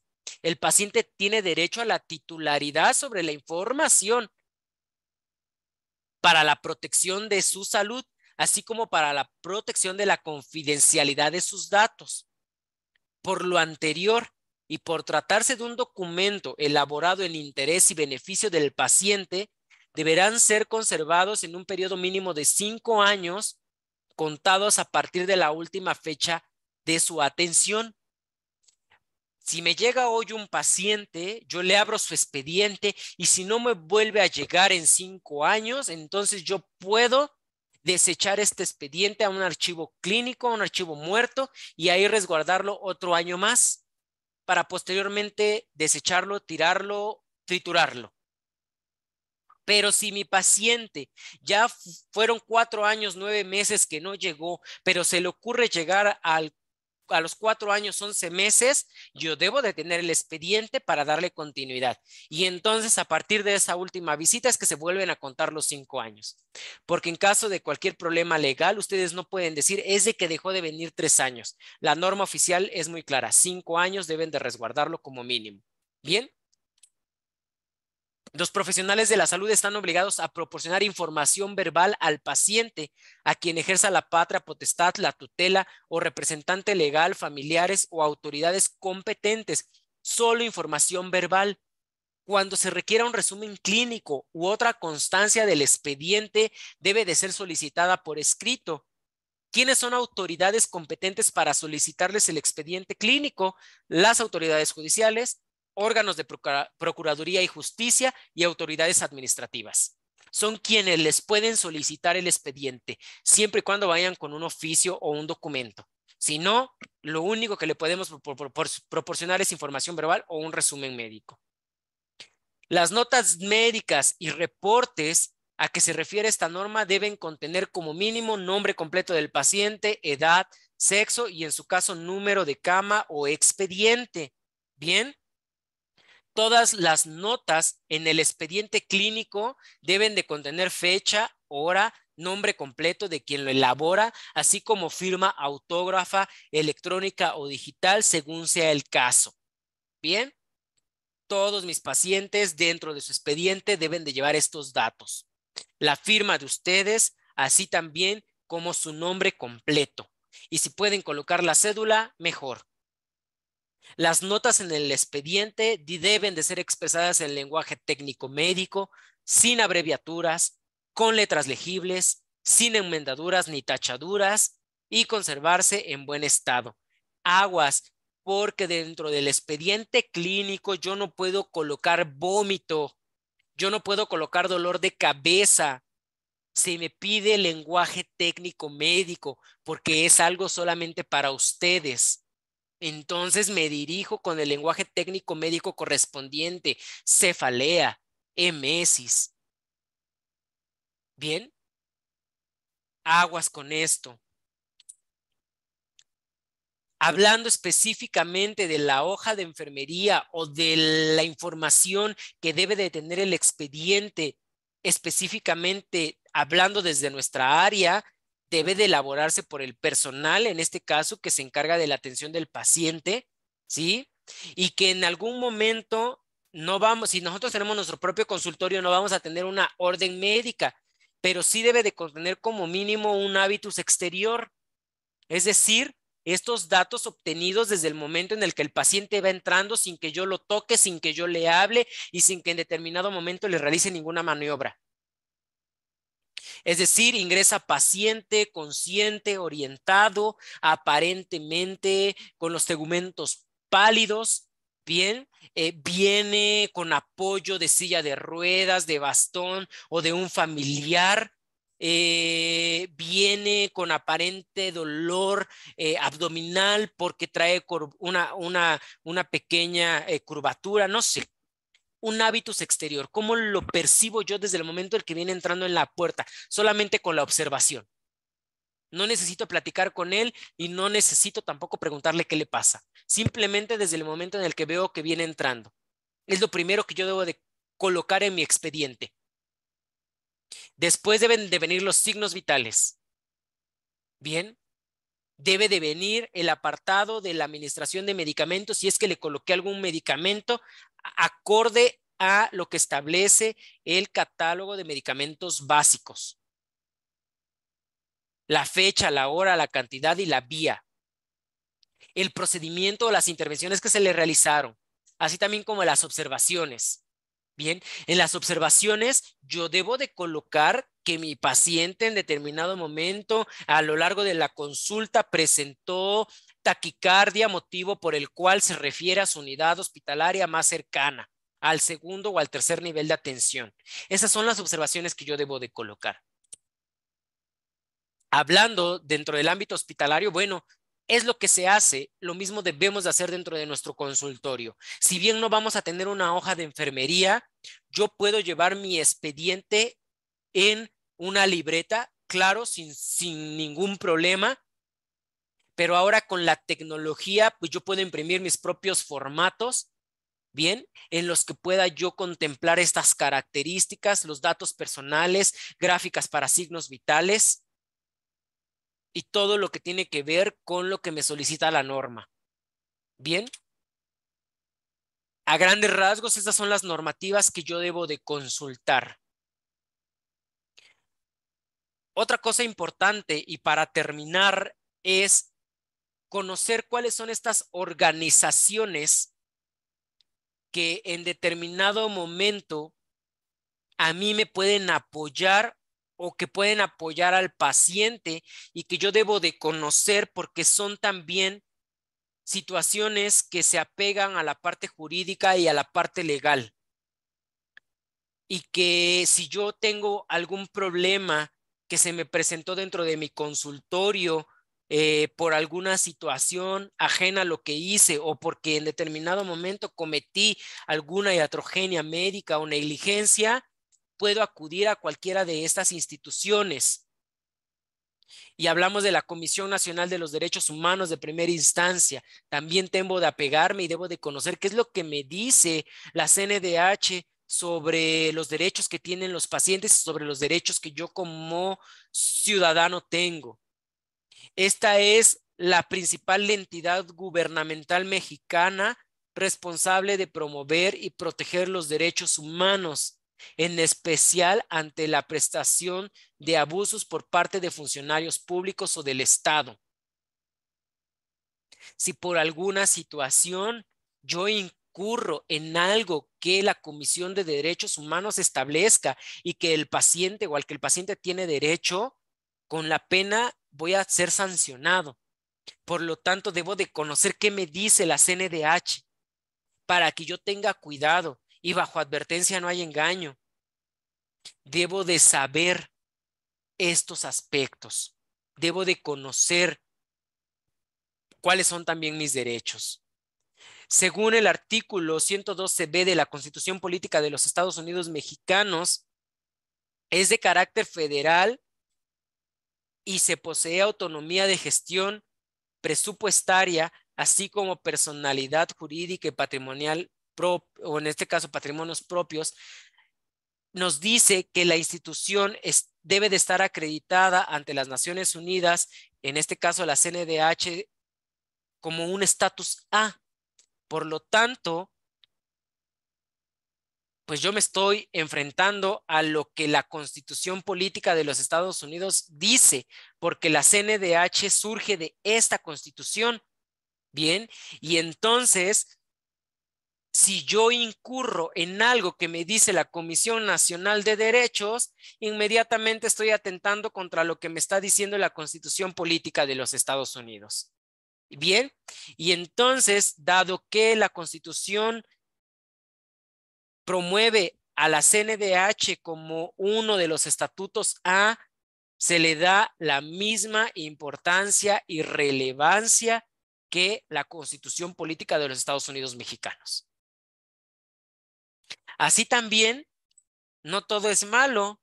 Tenemos a la CONAMED, y la CONAMED es la Comisión Nacional de Arbitraje Médico. Yo creo que todos ustedes han escuchado hablar de esta institución o este organismo, y es un órgano desconcentrado de la Secretaría de Salud, creado en algún momento por ahí de 1996 por decreto presidencial y que está publicado en el Diario Oficial de la Federación, y que es este órgano que me va a contribuir a tutelar el derecho a la protección de la salud, así como a mejorar la calidad de la prestación de los servicios médicos. Esta Comisión Nacional me protege a mí como servidor, bien, como enfermero y enfermera, pero también protege al paciente. Y entonces se conoce como Comisión Nacional de Arbitraje porque no va a tomar nunca la iniciativa de beneficiar a uno solo. Va a ser esta parte neutra ante cualquier problema legal al que se me enfrente. Es esta parte neutra que trata de llegar a una conciliación entre la parte afectada y la parte que afectó. Bien, por lo tanto, ténganlo en cuenta, porque si en algún momento se llega a presentar una situación legal, aquí es a donde yo puedo acudir para defenderme, bien, y en determinado momento buscar una neutralidad, tanto en lo que se me está acusando como en lo que pues pudiera yo haber hecho. Tiene como objetivo contribuir a resolver en forma amigable y de buena fe los conflictos suscitados entre los usuarios de los servicios médicos y los prestadores de los mismos, que promueve y propicia la buena relación, el trato digno, los valores el apego de la lex artis, así también como la ética en relación a médico-paciente o en este caso como enfermeros al paciente. Bien. Tenemos también a la Comisión Permanente de Enfermería y la Comisión Permanente de Enfermería es este órgano en el que se habla específica y exclusivamente de todo lo que le compete a enfermería. Apóyense de la Comisión Permanente de Enfermería. Aquí vamos a encontrar los manuales, aquí vamos a encontrar cómo distribuir al personal, aquí vamos a encontrar un documento muy importante, el Código de Ética en Enfermería, que también debe de ser utilizado en mi consultorio, porque me dice cuáles son mis obligaciones, mis responsabilidades como enfermero. Bien, y en este caso la Comisión Permanente, pues para el cumplimiento de sus objetivos, propone políticas que rigen el ejercicio de la enfermería y orientan la formación considerando las necesidades actuales y futuras de la sociedad mexicana, coadyuvan en los programas de mejoramiento continuo de la calidad de la atención de los servicios de salud, en desarrollo de recursos humanos e investigación. Aquí ustedes van a encontrar las guías de práctica clínica propias para enfermería, van a encontrar el código de ética, van a encontrar cursos gratuitos que pueden hacer para capacitarse, bien, y de manera rápida voy a presentarles a la comisión.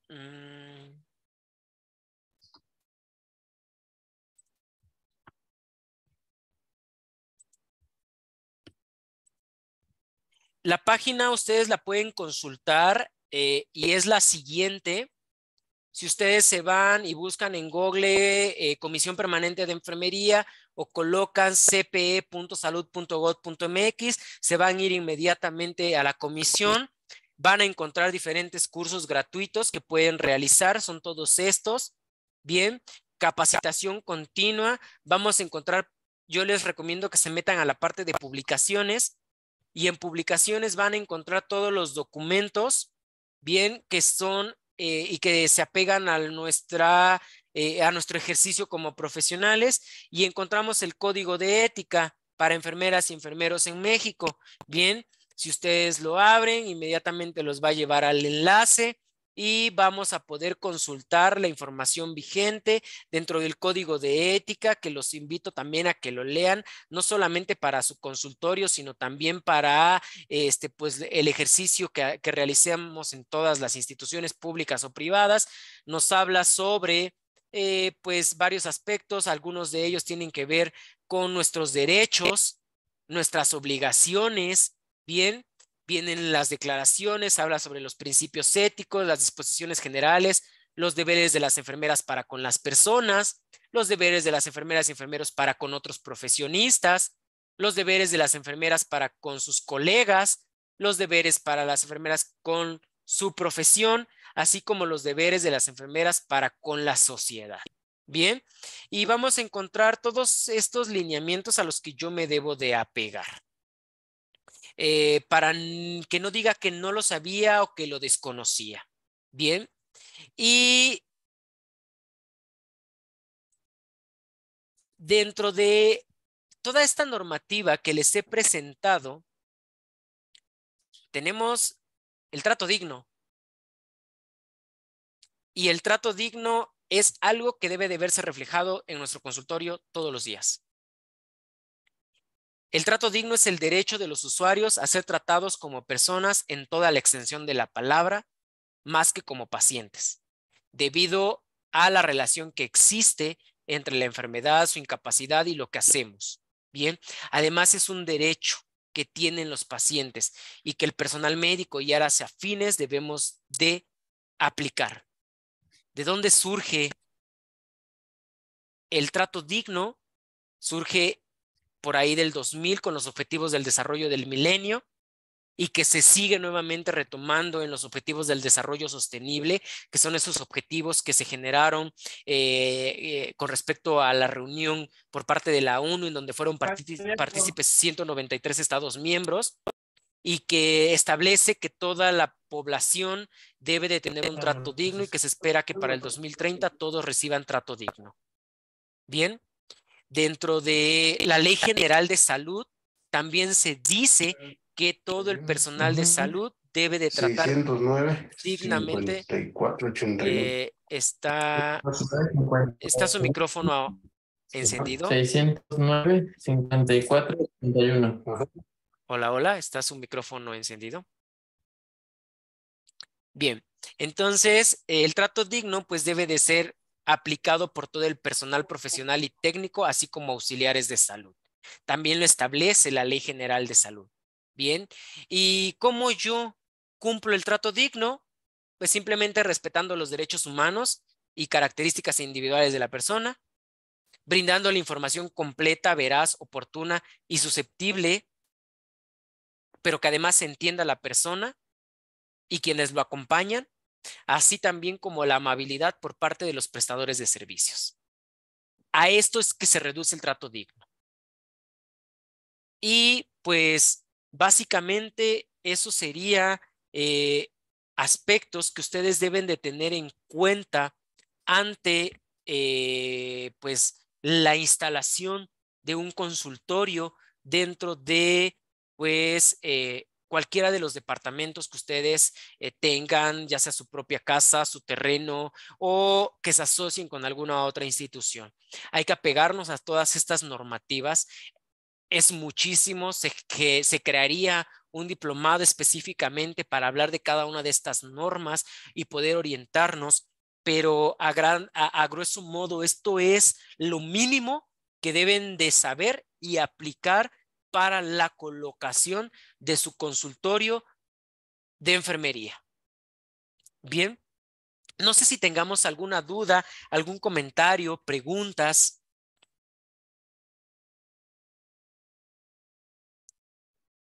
Yo quisiera hacer un comentario. Adelante.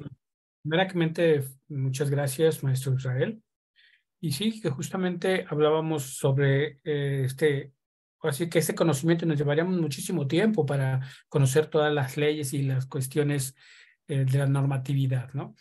Me surge una pregunta sobre los consultorios sobre medicinas tradicionales, porque también en enfermería justamente tenemos pacientes que siguen utilizando, y es su derecho, ¿no? A la creencia que hablábamos hace un momento. Pero no hay una normativa justamente, o no lo sé, por eso lo pregunto, si existe una normativa referente a esos consultorios también. Sí, sí hay una normativa. De hecho, dentro de la normativa que les mostré, que es la norma oficial mexicana 005, y que tuve a bien presentarles, establece, a ver, se las vuelvo a presentar, la 005 SSA, viene el consultorio, no de medicina tradicional, pero sí de acupuntura y de, a ver, déjenme, le menciono exactamente cuál es. Es consultorio de acupuntura que se relaciona con la medicina tradicional. Aunado a esto, sí hay un documento ya que establece la legalidad de la medicina tradicional. E incluso ya hay manuales publicados recientemente sobre plantas medicinales que cubren con la normativa y que además les explican detalladamente para qué sirve la manzanilla, cómo puedo utilizar el jengibre, cómo puedo utilizar en determinado momento. Todas estas plantas medicinales ya está regulado, ya forma parte de nuestra realidad actual. Sí. Ya va a encontrar normativa y la normativa se apega a la 005. Ahí viene un consultorio para no medicina tradicional, pero sí para acupuntura.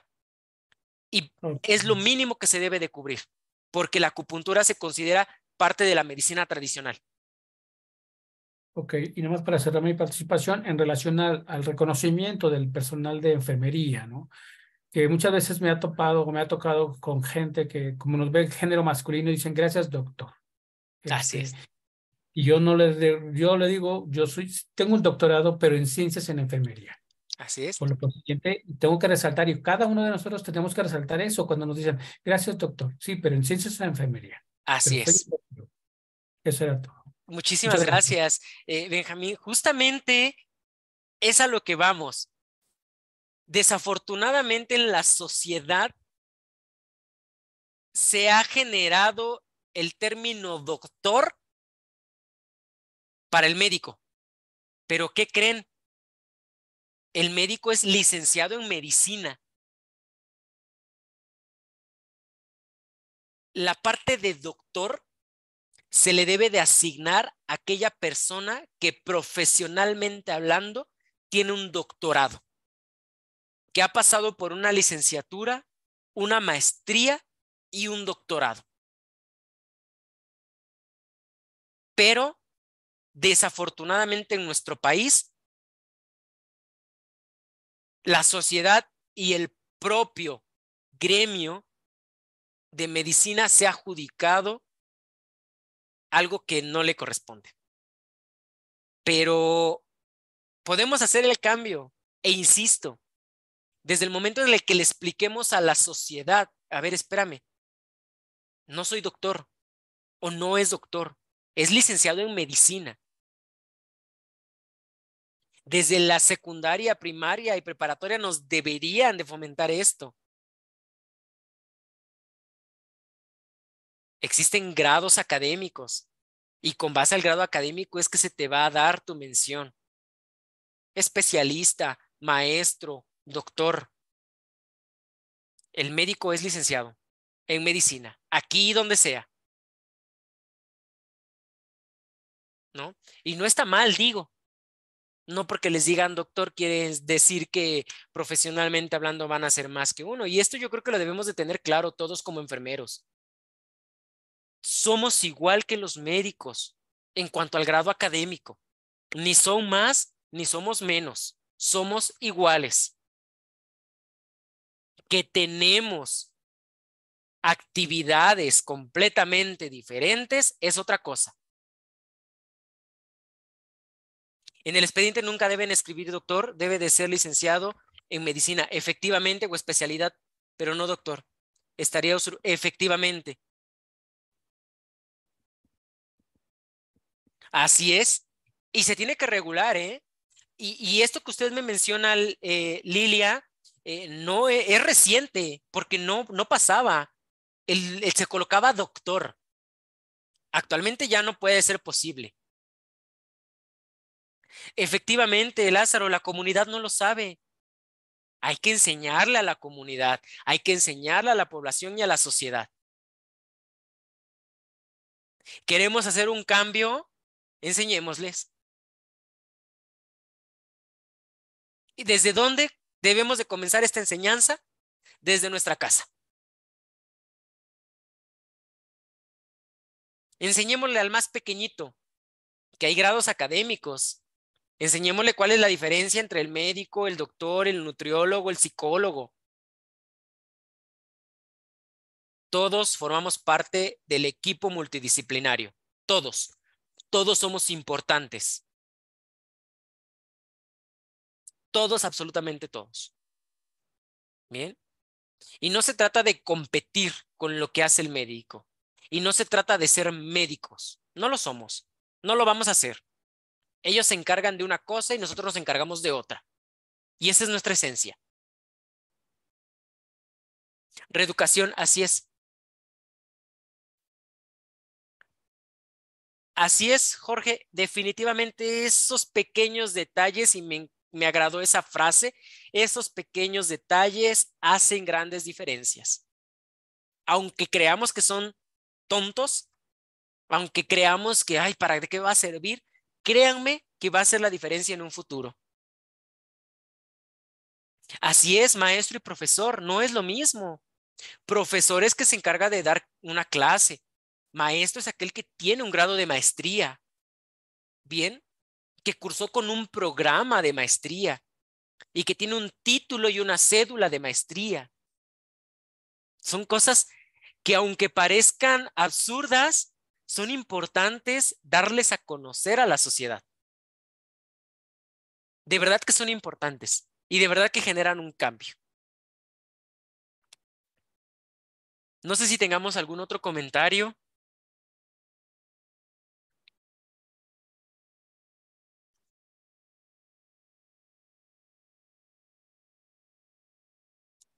De no ser así, por mi parte sería todo. Maestro Daniel. No, pues muchas gracias, maestro, por acompañarnos el día de hoy y pues poder orientarnos en ese tema tan importante. Le agradecemos. Al término de nuestro diplomado le haremos llegar un presente y su constancia de aportación. También esperamos nos apoye en la última clase para la despedida y bueno, ya es un poquito noche, entonces les mandamos un fuerte abrazo. Nos vemos la próxima semana. Claro que Hasta sí, luego. muchísimas gracias. Les proporciono mi correo electrónico por si tuvieran cualquier duda, pueden consultarlo o pueden en determinado momento escribirme. Son dos correos, es israel.jimenez@vp.edu.mx o israel.jimenez@upaed.mx, cualquiera de los dos pueden ustedes acercarse sin ningún problema. Y aclararles dudas o alguna situación en particular en la que pueda yo apoyar, estamos a bien hacerlo. Bien, pues agradezco muchísimo la invitación y de antemano una disculpa nuevamente por la tardanza, pero bueno, logramos cubrir el objetivo que teníamos.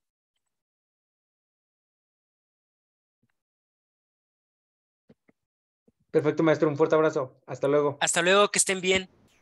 Buenas noches, muchas gracias. No, de qué, a usted.